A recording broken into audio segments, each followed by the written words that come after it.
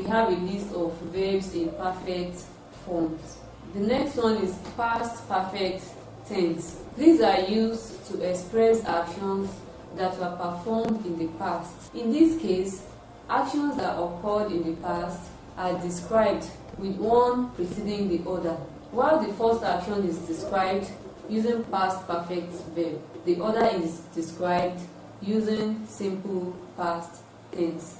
From our knowledge of past perfect verb or past perfect tenses, we should know what this implies.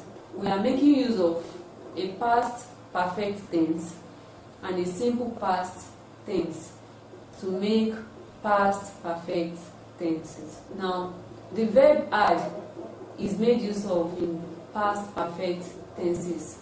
Let's check out some of the examples. She had borrowed the money before her salary was paid. She had borrowed the money before her salary was paid. Now we have two sentences here. She had borrowed the money. That is a past perfect. And then we have her salary was paid.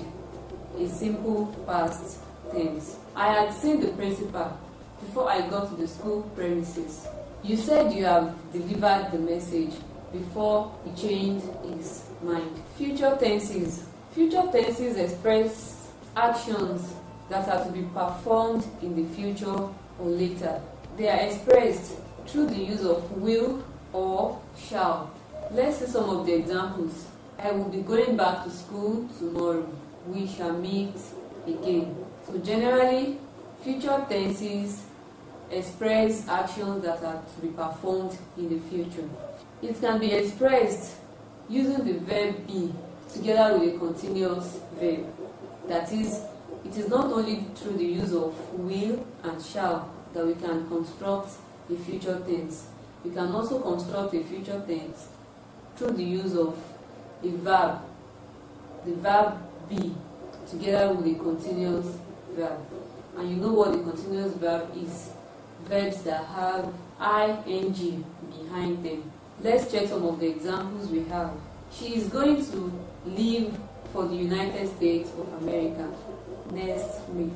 You notice that will, neither will nor shall is in the sentence. The sentence is void of will and shall. Another one is they are coming for the meeting that is slated for first Monday of the meeting. You notice that the two sentences do not have will or shall, but they include the verb be combined with continuous verb. Future perfect tense.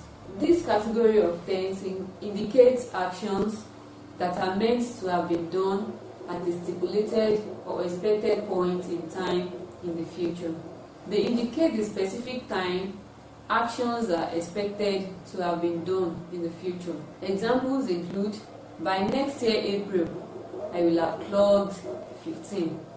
This sentence implies that you have not clocked 15, but you are telling us that by next year April, you would clock 15. That is a future perfect tense. They will have seen the exam timetable by next week Monday.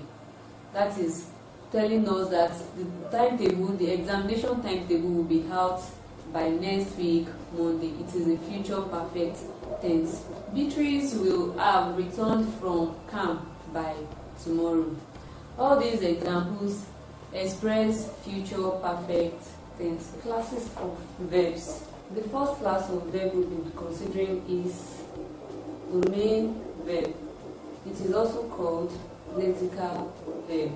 Lexical or main verbs are verbs that express complete thoughts without the help of other words. Examples are go, sweep, jump, read, run, see, clap, dine, stand, hear, swim, feed, and so on.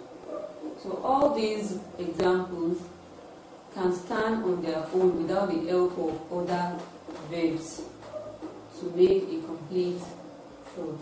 Main or lexical verbs only require auxiliary verbs when they are used to express continuous actions by adding ing. Ing is gerund in English language. So we have examples like she is sweeping the room. They were jumping over the fence. We are listening to the radio. He was dancing to the rhythm. The words that are written in bold font are the ones that carry the ing to indicate that they are continuous tenses. The second one we'll be considering is the auxiliary verb. Auxiliary verbs are verbs that help the main verbs in expressing actions. We have talked about the main verbs. So auxiliary verbs are helping verbs. Such verbs include may, have, had, has, will, would, should, shall, may, might, his, ought, can, could, were, was, need, there, do, does, and so on. There are two kinds of auxiliary verbs. The first one we have here is the primary auxiliary verb. The primary auxiliary verb is further divided into three categories. The first category is the verb be. The verb be.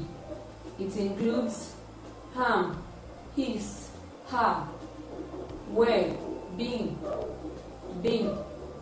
was. Let's look at some of these examples in sentences. I am a girl. She is dancing. They are all males. We were engaged. I have been there. She is being beaten. The words that are written in bold font are the primary auxiliary verbs. The second category of auxiliary verb is the verb have. The verb have. These include has, have, had, and having. Let's consider them in sentences. She has 2 dozens of spoons. They have a fierce dog. I had seen the man before you came in. She is having a bath. Now, the word has, have, had are auxiliary verbs. The third category is the verb do. The verb do include do, does, and did. Examples in sentences. They do their assignments at home. She does not like oranges. I did my chores early this morning. Now let's consider the modal auxiliary verb. The modal auxiliary verbs are used to express moods of verb. Same modal auxiliary verbs that we have been talking about. They are used to express moods of verbs.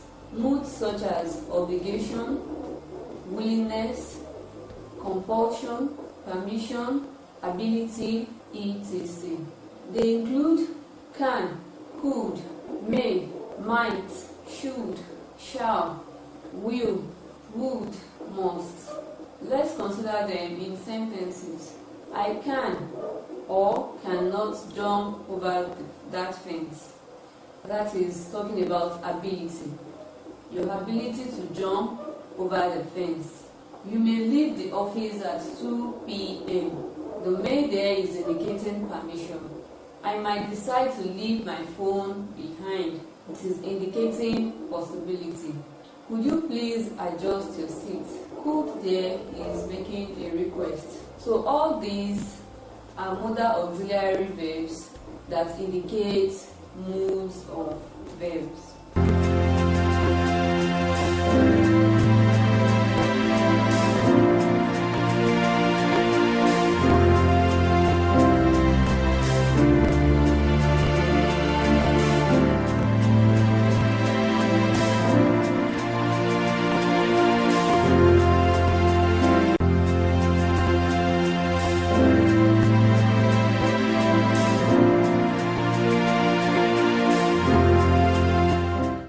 And irregular verbs. The first one we'll be treating is the regular verb. Regular verbs are those verbs that change to the past and perfect tenses by adding suffix ed. You only add ed to form their past